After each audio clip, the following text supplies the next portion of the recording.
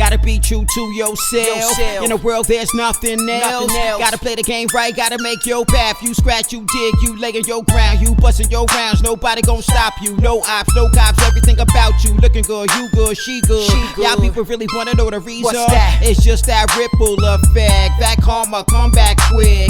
Do somebody wrong, you get sick. I just inspire kids, because of that maybe I get rich. Gotta see the future, be smarter than a rooster. No hookah, you focus. No drinking, no smoking, no tokens, no handouts. Everybody in the world, get your plans out. Let's do it, let's go, let's get our minds ready. We elevate intellects right here on the K-Dot Show. That's just that ripple effect. That's just that ripple. That's just that ripple effect. What you do, come back triple. That's just that ripple effect. That's just that ripple. That's just that ripple effect. What you do, come back triple. That was trash. Hey, what's going on? It's your girl K-Dot back in the Ripple Effect. You already know what it is, and you already know the vibes. Hey, shout out to all the supporters. Let's get it in, right?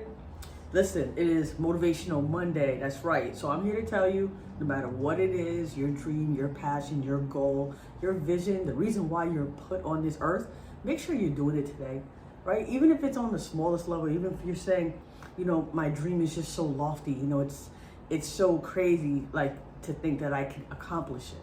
Then that's the best goal to have, right? But just accomplish, just even if it's the smallest thing, put your foot in the right direction to where you want to ultimately go. And the chips will fall wherever they fall. At the end of the day, at least you're making that contribution, you know, to yourself. Don't forget about that. A lot of times we get caught up in everything else, and as you know, there's Thanksgiving coming up, but make sure you put in that work yourself. But make sure you also go see your family too. Family first, it's everything. But y'all already know sports is crazy. One thing I do like to do, especially on this show, I definitely like to give praise when I can, right? So we definitely, you know, critique and we sit there and we look at how guys could get better or how they could have gone, you know, about things differently. Like if they had just taken a second or at least just admit when they're wrong, some type of accountability. We love to see that, right?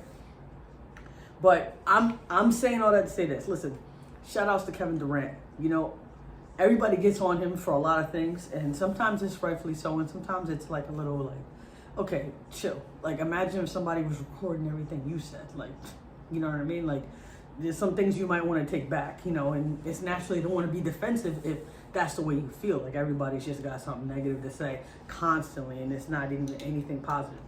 So yeah, I'm here to say I love the way Kevin Durant stood up and just took ownership of what he said. If you don't know what I'm talking about, I'm about to tell you right now. So remember, Kevin Durant was on a podcast and how he was like calling out all his teammates and pretty much saying, y'all expect me to win with this? Like, come on. Like, you know what I mean? Like, we definitely took it the wrong way. That's number one. And number two, I believe it was Chris Hines that you know, got that piece together with Kevin Durant. But editors, you never know how they're gonna, you know, because at the end of the day, they're trying to sell things. So what's gonna sell? Controversy, drama. You already know what it is. It's unfortunate, but that's just the world we live in. And a lot of people say they don't like it, but then you'll be the first one to like and click and share the same drama like that you don't apparently like. That just from being in this space, I can already tell you that that's just what it is. And I try very hard to not even like go there, but gotta eat, right? But no, on some real, like he owned it. Like he went on his own, I believe his own podcast that I was watching, and he owned it. He just said he didn't even like blame anybody, and that was like the first time I actually heard him kind of just, you know, kind of just take a moment and be human, right? Because I know a lot of people speak about how we're always dehumanizing the athlete, and in some cases, you know, if the athlete wants to understand, especially I'm talking about mainly celebrities, you know, they get to a space where they become so closed up, right, and defensive, and rightfully so, because we've already spoken about why. But you got to own some of that too, because if you're up here, right, and everybody else is down here, right, then it's like you're kind of dehumanizing yourself in a way too, and you got to acknowledge that. So the fact that Kevin Durant was able to make himself vulnerable and kind of just say, you know, make himself accountable, and, you know, and just said, like, listen, like, there was definitely, you know, I didn't mean it for it to come out like that. He even said he was embarrassed to walk in front of his teammates. He had to, text them, send out a text and let them know, like, yo, I did not mean it like that. I can only imagine how it would sound to you guys hearing it, without any like further context at the time. It's just, you just hear that, and that could divide a locker room real quick, right? Like that was crazy. But yeah, just to see him just own that, just and kind of just say like, wow, there was definitely a better way I could have done that, instead of just just kind of just saying it so candidly, so blatantly, because it really didn't sound good. And he acknowledged the fact that, like, actually took himself out of the equation and kind of just heard it for the way everybody else heard it, and was like, whoa, like, yeah, that was a bit much, and I thought that was a beautiful thing. Like, that's a great thing. That's leadership, right? Like, it's not even about like you doing everything right all the time. Like, I preach that, because it's like, you're never gonna do that. And if you're trying to do that, then you're not gonna learn anything, right? Like, at the end of the day, you're gonna make mistakes. It's that bounce back. It's like, life is full of adversity. Like, what are you gonna do next? Are you gonna be accountable, or are you gonna blame other people? Like, what are you gonna do? Because that you can control, right? What are you gonna do next? And I had to praise Kevin Durant for that, at the top of the show, because that was big. That was extremely big that he did that. And it also showed me that he is a leader. A lot of times that we may not see it publicly, because he's not exactly that type of guy that's like, hey, look at me, I organized the practice, or I did this with the guys, and to try to bring everybody together. Like, nah, I get it. Nah, he's a leader, because that was leadership above all. Like, understanding what he did, was definitely seen as like he's speaking above everybody else. Like, y'all want me to win with this? Like, come on, like no way. That's not happening. But he actually explained himself, and it actually makes sense now, because he said in actuality, he was actually trying to protect his teammates by saying like, hey, relax, these guys are developing. You see Clax, you see Royce, you see what they're doing now, right? You see how they're playing and winning games despite, even what they heard. It just goes to show you that Kevin Durant did a really good job, in taking full responsibility of that and letting the guys know, even behind the scenes. I'm not even talking about, publicly, but I'm glad he did, say that publicly. But it's more important that the guys in your locker room know where you're coming from and where you're at and where you stand on things. And the fact that he was able to do that, shout outs to him, because that was major. That was, you guys don't know, like, that was big, because a lot of people from now on should kind of see him more as a leader. And I think we talk too much about how he doesn't really seem like a leader just because he's not telling other guys how to live their lives. Like, at the end of the day, guys, like, these are grown men, right? Yeah, you may have some younger guys on the team, and you can kind of argue like, yeah, but they're still growing. And listen, these guys are grown, okay? You know what I'm saying? For the most part, at least in that, in Kevin Durant and Kyrie Irving situation, like, these guys have been in the league. They understand how things work, and even through different adversity, they're starting to learn through how things work in the grand scheme of things. And also with Kyrie Irving coming back and seeing how he was just acclimated, and he seemed like he just bought in. And I know a lot of people feel however they feel about the checkoff list that he had to complete in order for him to come back and play basketball. But at the end of the day, whatever the compromise was, it sounded like he did learn a lot. It didn't seem as one-sided as everybody kind of made it out to be, because that's just what the media does. Like, I can't even say we, because I'm not sitting up here trying to act like, like it was like all these things. I think when you don't further explain things and you already have in your mind what you think it is, you don't bother to do more work. You just say, oh, that's just what it is, right? Because nobody gave me further, explanation. Because some people are hard-headed, right? Stubborn. They don't want to, do that extra work and be able to say, oh, I was wrong, like. But that it is what it is. But the point is, Kyrie Irving did that. And one thing we do know about Kyrie is he stands strong on his principles. We can say that. We've seen evidence of that, right? You can't have it one way or the other. Like Kyrie Irving, when he believes something, he sticks to it. And just because he did all these things, like any other employer relationship, like, that's kind of how it works, guys. Like I don't understand. But anyway, yeah, he did all these things, but at the same time, it was obviously something that Kyrie Irving wanted to do, because he said he's on a search. He wants to learn more. He admits that he doesn't know everything, which is great, because it's impossible, right? So for everybody that's just, saying like he shouldn't have done it, and come on, like Kyrie Irving is his own man. So you're only behind Kyrie if he does what you want him to do, right? Because the reality is you have no idea what he learned. I watched a full interview with him for about 20 minutes, and there were some things he just didn't go into detail about, and that's mainly because he didn't want to start more controversy. But at the same time, he did let you know, like, listen, I did learn a lot, and I'm seeing both sides of it. I'm not just seeing my side. You have to understand that when you come to terms with things, and in terms of, wow, I'm really only seeing things my way and not in different perspectives, and trying to put them all together, and meet somewhere in the middle. You know what I mean? Like, but some people are just not capable of doing that. And if you guys really don't know what I'm talking about, look up Jon Stewart, right? I think he does a beautiful job explaining everything. And I mean everything, because he dabbles in a lot of what Kyrie Irving was trying to say and didn't articulate it best, or didn't go about it the right way. But I'm telling you, I was watching that, but it's a sports show, so I'm gonna keep it sports. I'm not gonna stray too far off the tracks here. But I'm telling you, Jon Stewart, just look up his comments, his interviews.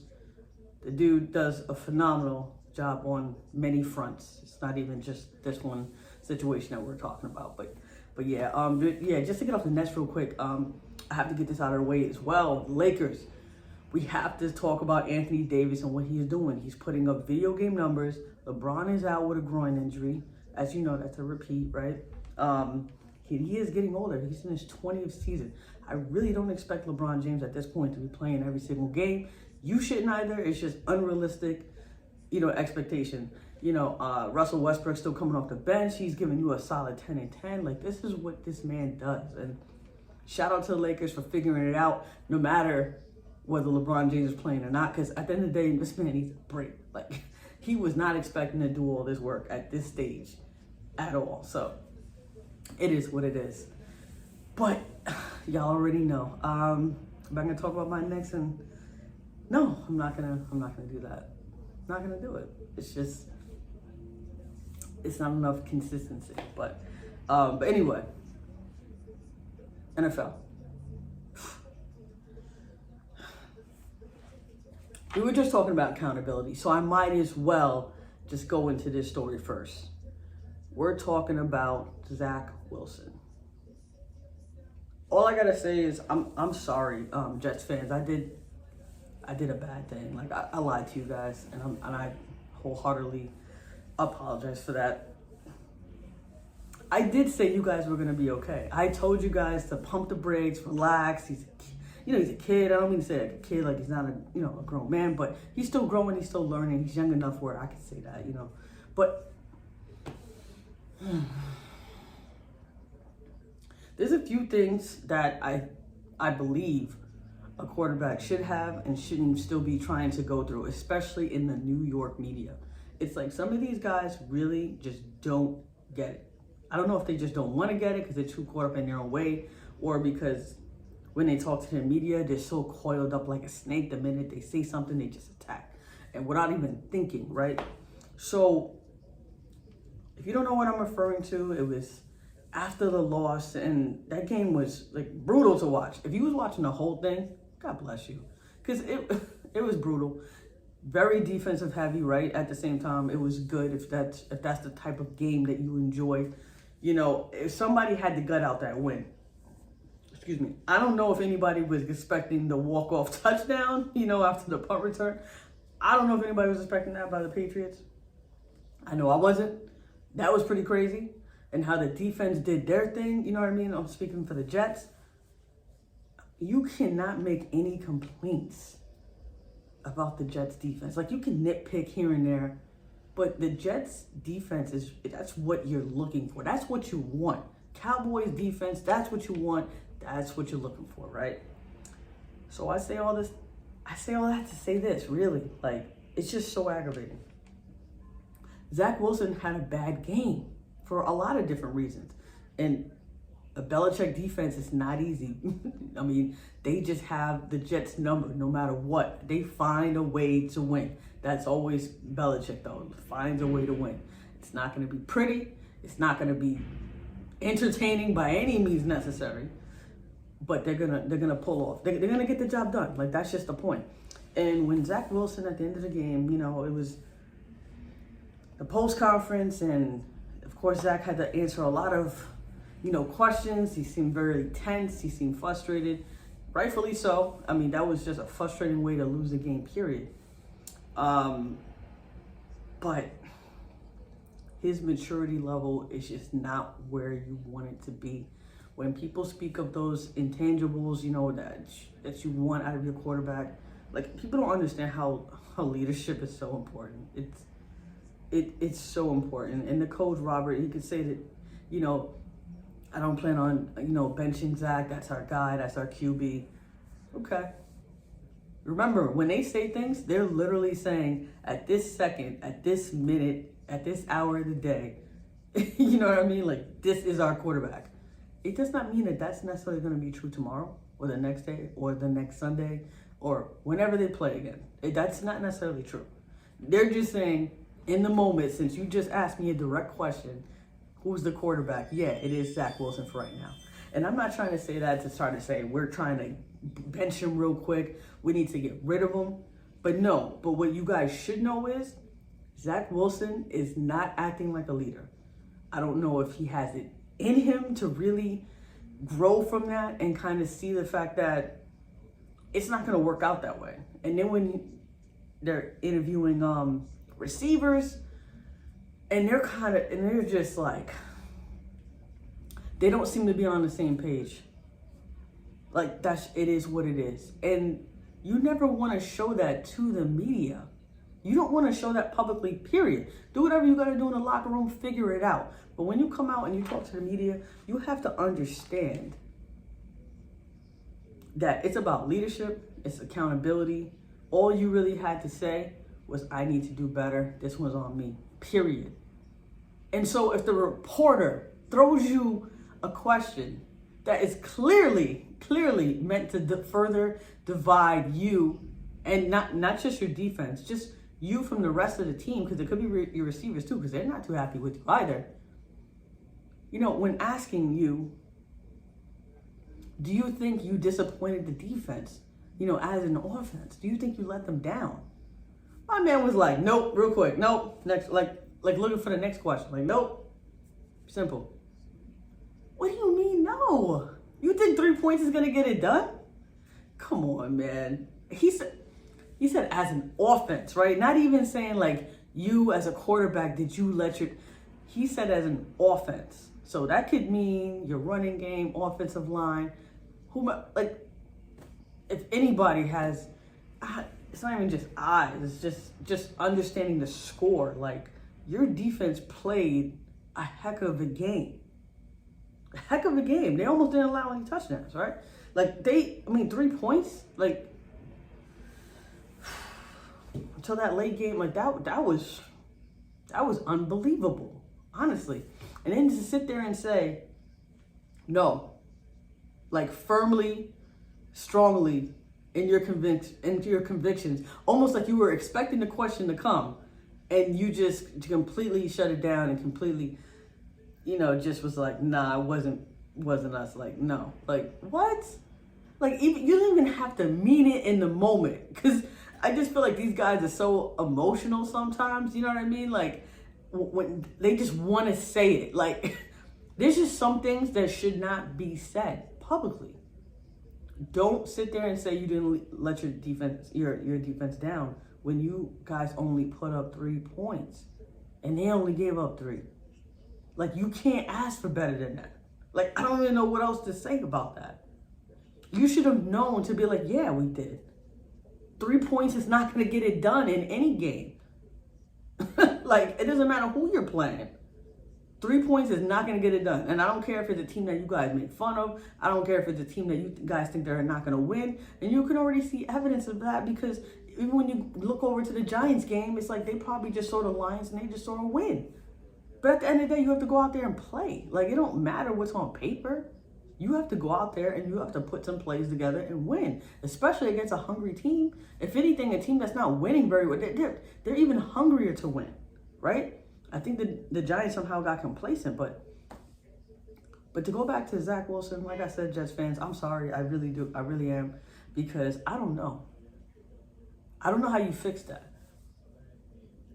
I don't know what more meetings, what more, educational tools, getting the team together and understanding, what he said, or I don't know if he was just so caught up in the emotions of right after a game, because that's understandable. But I would like to see the bounce back. I would like to see, not necessarily what he would say. If you say something cool, but if you guys are still losing, I don't think it's really gonna matter at the end of the day. It's all about the way you play. Winning does cure all. So if you go out there and win and ball out, people are probably not even gonna make it. Gotta be true to yourself. In a world there's nothing else. Gotta play the game right, gotta make your path. You scratch, you dig, you lay on your ground, you bustin' your rounds. Nobody gon' stop you. No ops, no cops, everything about you looking good, you good, she good. Y'all people really wanna know the reason. What's that? It's just that ripple effect. That karma come back quick. Do somebody wrong, you get sick. I just inspire kids, because of that maybe I get rich. Gotta see the future, be smarter than a rooster. No hookah, you focus. No drinking, no smoking, no tokens, no handouts. Everybody in the world, get your plans out. Let's do it, let's go, let's get our minds ready. We elevate intellects right here on the K.Show. That's just that ripple effect. That's just that ripple. That's just that ripple effect. What you do, come back triple. That's just that ripple effect. That's just that ripple. That's just that ripple effect. What you do, come back triple.